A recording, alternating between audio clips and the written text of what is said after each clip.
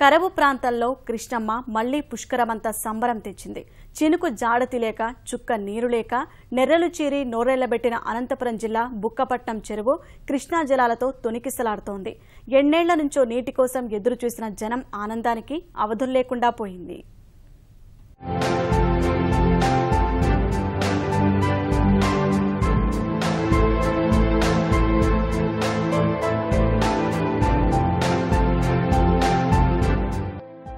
బుక్కపట్నం చెరువు ఈ పేరు చెప్పగానే 3 మండలాల ప్రజల్లో ఏదో ఒక ఆశ కనిపిస్తుంది. అత్యంత కరువుతో అల్లాడే రాయలసీమలోనే అతిపెద్ద చెరువు ఇది. సుమారు 2700 ఎకరాల విస్తీర్ణంలో ఉన్న చెరువు 4000 ఎకరాల ఆయకట్టు కలిగి ఉంది.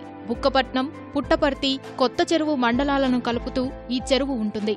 చెరువుకు ఒక్కసారి నీరు వస్తే 2-3 ఏళ్లు భూగర్భ జలాలకు కొదవ ఉండదు. తాగునీరు పుష్కలంగా లభిస్తుంది.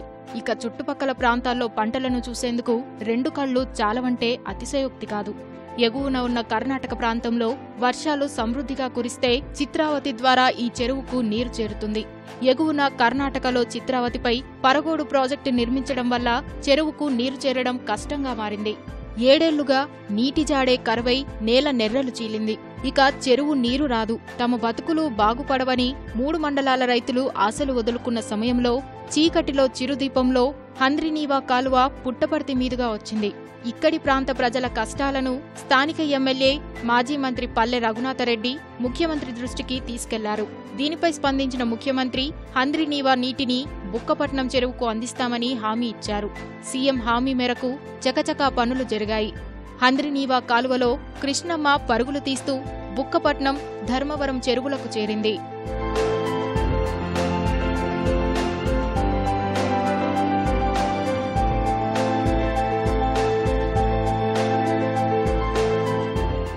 ఇటువంటి చెరువు నింపడం అనేది ఈ పుట్టపర్తి నియోజకవర్గ చరిత్రలోనే ఒక సువర్ణ ఆశతో లిఖించదగిన అతి ముఖ్యమైన రోజు. కారణం ఏమంటే అనంతపురం జిల్లా భయంకరమైన కరువు జిల్లా. 1000 అడుగులు లోతుకు పోయినా కూడా ఒక చుక్క నీరు లభించడం లేదు. అటువంటి పరిస్థితుల్లో గౌరవ ముఖ్యమంత్రి శ్రీ నారా చంద్రబాబు నాయుడు గారి దయ వల్ల ఈ చెరువు నిండుతున్నందుకు ఈ నియోజకవర్గ ప్రజలంతా జీవితాంతం చంద్రబాబు నాయుడు గారిని తప్పకుండా గుర్తుంచుకుంటారు. ఈ చెరువు కింద ఆయకట్టు 3000 ఎకరం 3126 ఎకరాల ఆయకట్టు ఉంది. దీనికి ఇండైరెక్ట్ గా 3000 ఎకరాల ఆయకట్టు ఉంది. ఈ నీళ్ళల్లో వచ్చిన తర్వాత మనకు డైరెక్ట్ స్లూయిస్కి అయితే నీళ్ళు ఇవ్వము, కానీ ఇండైరెక్ట్ గా మనము నీళ్లను వాడుకోవచ్చు. అంటే బై బోర్ల ద్వారా కానీ ఈ రీఛార్జ్ వెల్స్ ద్వారా కానీ మన నీళ్లు వాడుకుంటూ నీళ్లు తాగునీటికి ఏ ఇబ్బంది లేకుండా పశుపక్షాదులకు మన పుట్టపర్తి చుట్టుపక్కల ఉన్న 10 టాబ్లెట్స్ కానీ నీళ్ళ ఇబ్బంది లేకుండా చేయడం జరుగుతాం. నీటి దాహంతో గొంతెండిన బుక్కపట్నం చెరువుకు కృష్ణమ్మ చేరడంతో అక్కడి ప్రజల ఆనందానికి అవధులు లేకుండా పోయాయి. కాలువ మొత్తం వేలాది మందితో జనసంద్రంగా మారింది. చిన్న, సన్నకారు రైతులు, సామాన్యులు హర్షాతిరేకలు వ్యక్తం చేస్తున్నారు. ఈరోజు అనంతపురం జిల్లా బుక్కపట్నం చెరువుకు విపరీతంగా వాటర్ వస్తున్నాయి. 10 సంవత్సరాల నుంచి బుక్కపట్నం చెరువులో ఒక చుక్క నీరైనా ఎవరూ చూడలేదు.